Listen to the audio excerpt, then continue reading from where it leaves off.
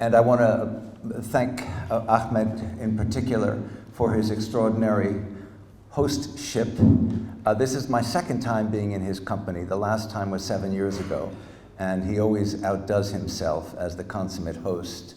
The consummate guru host, for those of you who speak Turkish. For those of you who don't, ask someone who does.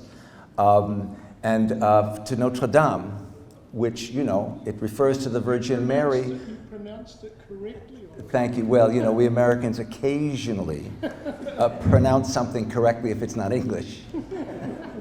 But of course, it refers to the Virgin Mary, who, as you may know, is mentioned many, many, many more times in the Quran than she is in the New Testament. So that's symptomatic and symbolic, perhaps, of some of the overlap between traditions, of which Affinity is kind of a champion. Which brings me to this book that I wrote, Between Thought and Action. Its inspiration is both general and particular.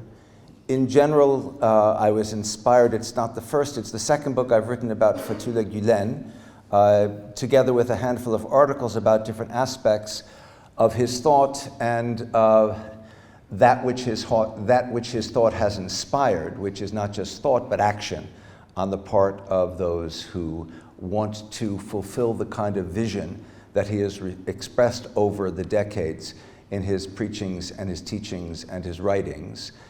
And that means for him and it means for them not to be limited by thought, but as you pointed out, to find one's thought leading to action. Action which he very specifically refers to as altruistic action. So action that is designed not to be engaged in transactionally because you're expecting some return, but action that is designed to be part of the process of helping to improve the world. And indeed, the word Hizmet, which is the term that has come to refer in general terms to the movement that is inspired by him, Hizmet in Turkish means service. So those of you who are familiar with Affinity will be aware of the degree to which its constituents serve others as opposed to seeking to serve themselves. What they get out of it is the satisfaction of being part of improving the world. One of the ideas that Fethullah Gulen arrived at in the 1990s was that the world is fraught with at least three problems. One is ignorance, another is poverty, and a third is socio-political divisiveness.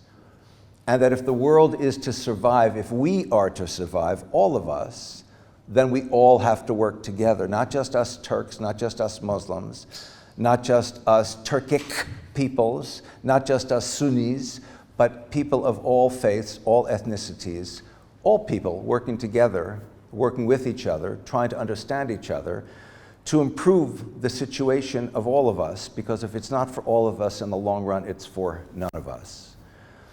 So as a consequence, in very practical terms, the Hizmet movement is responsible for schools all over the world in over 170 countries. It is responsible for programs such as Iftar, interfaith discussions that combine sharing food with sharing thoughts and ideas. It's responsible for youth programs that bring kids from all over the planet to engage in cultural activities together, whereby from being strangers they end up as friends. And of course, in this day and age, with social media, it's very easy to become friends with someone across the globe and maintain that friendship once you have parted ways.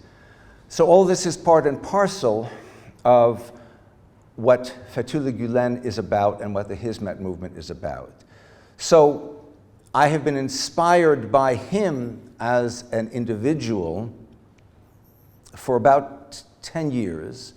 I first became acquainted with him indirectly by way of being involved in a small group through a student of mine who involved me, a small group at Georgetown, which was made up of Jews, Christians, and Muslims who were discussing different topics once a month, once every other month. And the topic they came to was death, the soul, and the afterlife. And my student said, oh, I know who could talk about that from the Jewish angle. So that was I. So that led to an interesting beginning of a conversation of what we share in common and where we differ with respect to that sort of a topic. All humans believe in death, but what we believe happens with and after death is one of the many interesting ways in which different groups of humans have, over the course of time and space, thought differently. And that led to my acquaintance with the equivalent of Affinity in Washington, D.C., which is the Rumi Forum, R-U-M-I, named for the 13th century Sufi poet and mystic.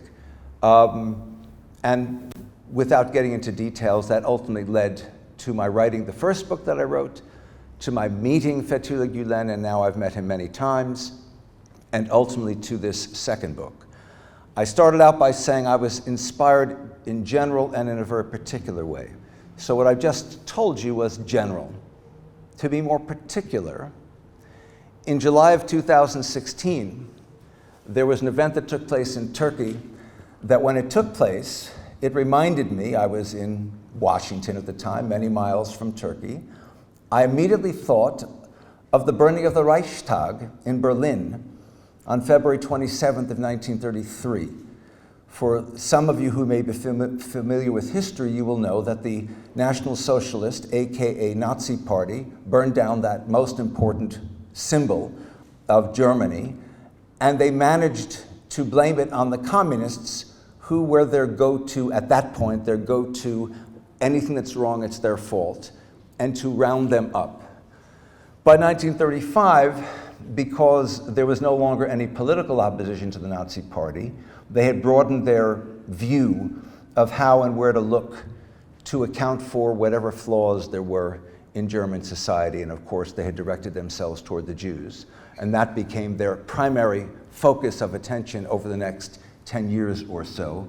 So I thought of this when I heard about this so-called failed coup, because everything about it spoke to me of a coup that wasn't failed but was fake. And it was very clear to me that the prime minister, or president, I suppose, at that point, of Turkey had himself engineered the appearance of a coup so as to provide himself with the excuse for demonizing the Hizmet Movement and its inspiring leader, Fethullah Gulen. And more to the point, I realized that he had succeeded in conveying that message to the world at large, that this had been a coup that failed because of his heroic ability to crush it. And the proof to me of how he had succeeded in that regard came a month later when my best friend, who was an avid reader of New Yorker magazine, which is a very prominent magazine in the United States, its journalists very highly regarded, ran an article, the New Yorker magazine ran an article that my friend pointed out to me by a very responsible and very venerable journalist about Fethullah Gulen, which was completely negative, and which I thought could have been written by Mr. Erdogan himself. And I understood that this responsible journalist had been irresponsible as a journalist, that he had failed to do any kind of serious research, that it was obvious he had gone only to Turkish sources, and all of those sources were controlled by one individual, Mr. Erdogan, in whose interest it was to demonize Mr. Gulen and the Hizmet movement. So I thought there's got to be some pushback. That which is being presented as false, as failed, which is fake, is a coup that can have been a real coup.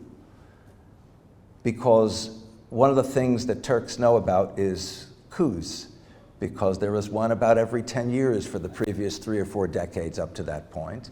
And you know, there are certain rules that govern how you enact a coup. You do it not in rush hour. You do it in the middle of the night, not the middle of the day. You start by rounding up the people you need to round up. You don't somehow wait to get to them and they get away. And it's odd that the one whom you mainly need shows up in rush hour, in the bright light of day, with his cell phone, calling to his acolytes, and already has a list before the coup is even finished of its perpetrators. Isn't that rather miraculous? There were other little details, but the point is, it was, to come back to where I began, obvious to me that he had engineered the appearance of a coup in order to provide him with the culminating act in a series of acts that had been in process at that point for 3.5 years of dismantling Turkish democracy and replacing it with an autocracy, and using the Hizmet movement as his go-to boogeyman. Anytime anything wasn't going right, and there were many such times, it was Hizmet's fault. By the way, any of you who have followed the discourse around the earthquakes that took place a few months ago will be aware of the fact that even the earthquakes were the fault of Hizmet. So this book was specifically inspired by the New Yorker article because I thought there has to be someone who is semi-outside, that would be me, who talks about the reality not only of that, but in general of what Fethullah Gulen is about and what the Hizmet movement is about, hence the book. And the book essentially has 3 parts to it. One is a kind of very brief biography of Mr. Gulen with some details that I think were not available to most people before. And the second part has to do with the relationship between his thinking and that of other prior thinkers, in particular Rumi, Mevlana, the 13th century mystical poet whom I mentioned a moment back, but also other people going all the way back to Socrates and all the way forward to Einstein, and in between people from Ibn Arabi to Rumi to Sayyid Nursi and so on. And the third part, and I confess this was not my idea, but it was the suggestion of a colleague of mine, Emma Jellick, whom some of you know, who said, why don't you interview people? So I interviewed about 70 people who come in different flavors. They're Turkish, they're non-Turkish, they're Muslim, they're non-Muslim. They've known him since elementary school. They've only known him for a couple of years. And I asked simple questions. How did you first hear about either Fethullah Gulen or the Hizmet movement?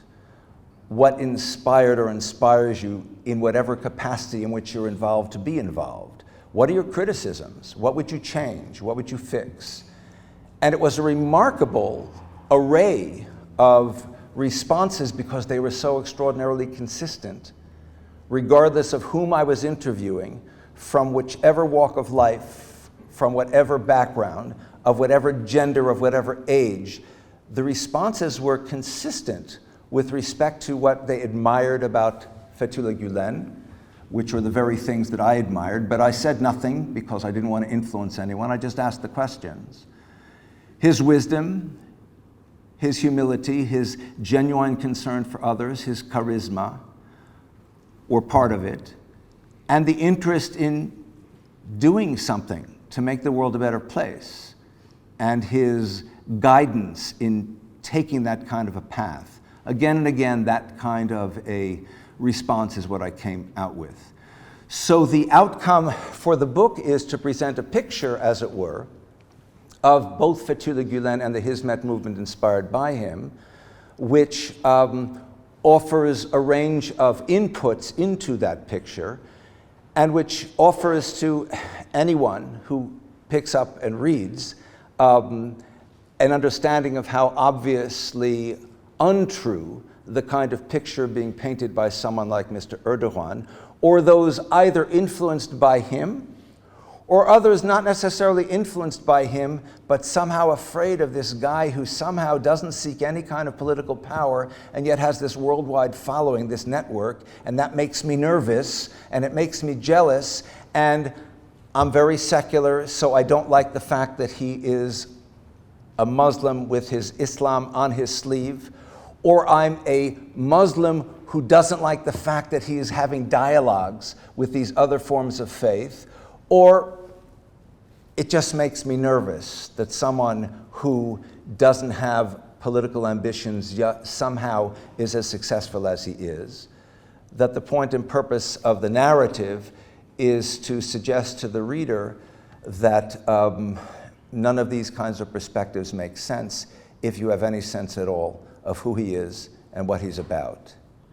What he's about is thought and action, thinking about things, and not just thinking, because thought without action is kind of useless, just as action without thought can be dangerous. So it's thought that leads to action, and to repeat what I said at the outset, action which has a kind of altruistic base to it, the point and purpose of which is to serve and to help others and improve the world, and not to seek something for oneself. So that's it in a nutshell. And I'll hand the microphone back to John, if I may.